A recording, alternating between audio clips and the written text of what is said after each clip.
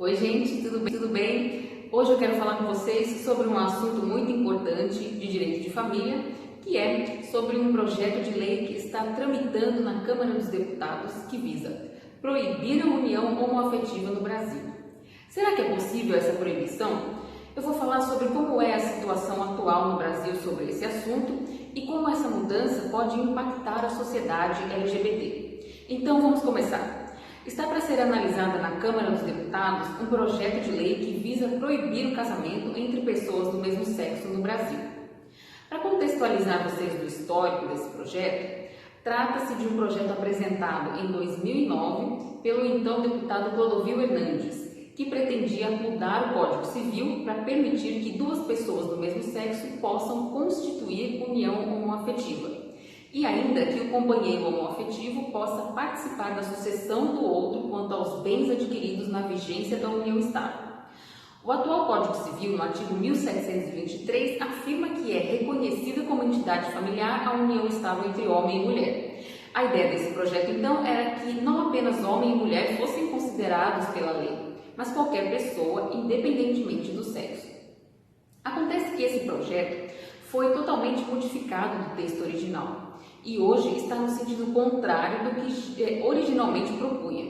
Isso porque o relator, o deputado pastor Eurico, do PL, do estado de Pernambuco, rejeitou todo o projeto original, adotou outro que, por sua vez, afirma que, nos termos constitucionais, nenhuma relação entre pessoas do mesmo sexo pode equiparar-se ao casamento ou entidade familiar.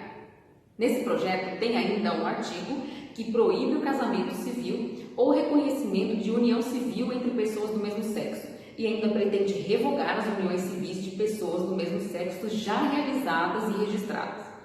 Um outro artigo ainda proíbe a adoção de crianças de qualquer idade por união de pessoas do mesmo sexo. Aprovar esse projeto de lei pode representar um retrocesso, na medida em que direitos já consolidados podem ser negados, pois em 2011 o STF equiparou as relações entre pessoas do mesmo sexo à união estável entre homens e mulheres, aquela já determinada no Código Civil, reconhecendo assim a união homoafetiva como núcleo familiar. Como justificativa, o deputado afirma que há necessidade de bloquear o ativismo judicial do STF, que, em que pese devesse ser o guardião da Constituição, a usurpou na decisão que permitiu a união estável homoafetiva.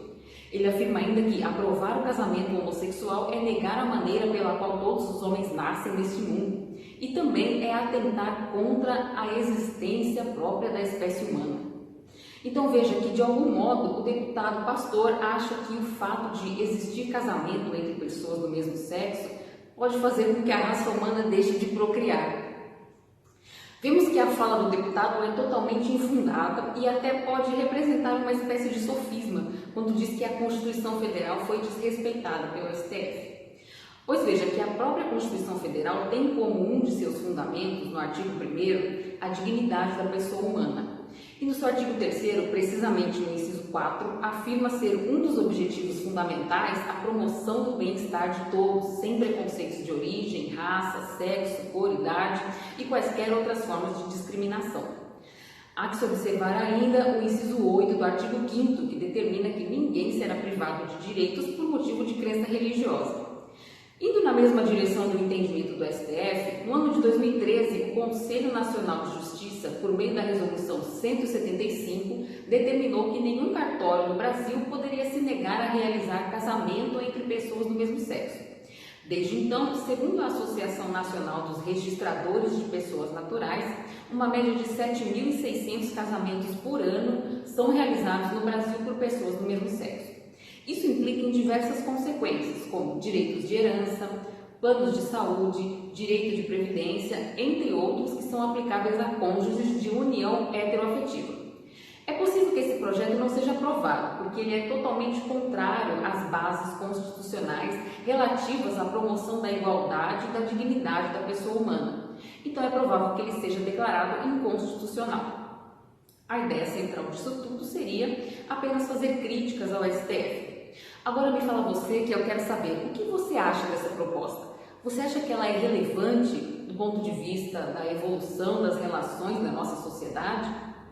Embora haja a possibilidade de ser declarado inconstitucional, é importante a gente se atentar ao que os representantes do povo estão discutindo agora e pensar: será que esse tipo de pauta está de acordo com os anseios da população e toda a evolução das relações humanas atuais? Considerando ainda que, segundo dados oficiais, mais de 7.000 casamentos entre pessoas do mesmo sexo são realizadas no Brasil por ano, com essas ponderações, nós podemos ver que o casamento homoafetivo é algo já comum e aceito na nossa sociedade, o que justifica o ativismo judicial, que é aplicado quando não existem leis específicas sobre determinado assunto, mas que tem sido frequentemente levado a discussões judiciais, como foi o caso que levou a essa decisão do STF, de equiparar a união homoafetiva à união estável entre homens e mulheres. Pois na época, muitos casais homoafetivos buscavam a formalização de suas uniões e podiam ter decisões favoráveis ou desfavoráveis na justiça.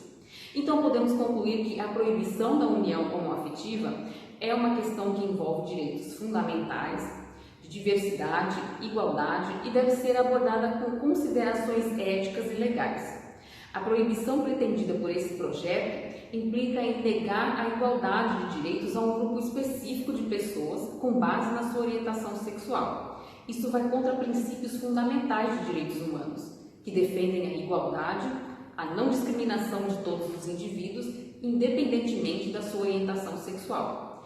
É preciso considerar também que a sociedade brasileira tem evoluído na direção da aceitação e inclusão de pessoas LGBT. Proibir a união homoafetiva seria uma medida contraproducente e não refletiria a atual tendência de respeito à diversidade. E com isso, gente, chegamos ao final desse vídeo. Muito obrigada por assistir. Se você gostou desse conteúdo e tem interesse em acompanhar esse assunto, deixe o seu like, compartilhe com amigos. Vamos acompanhar aí a evolução dessa discussão e qualquer novidade eu volto a informar vocês por aqui. Se inscreva no meu canal para mais informações sobre direito e eu vou continuar a compartilhar temas relevantes. Até a próxima. Tchau, tchau!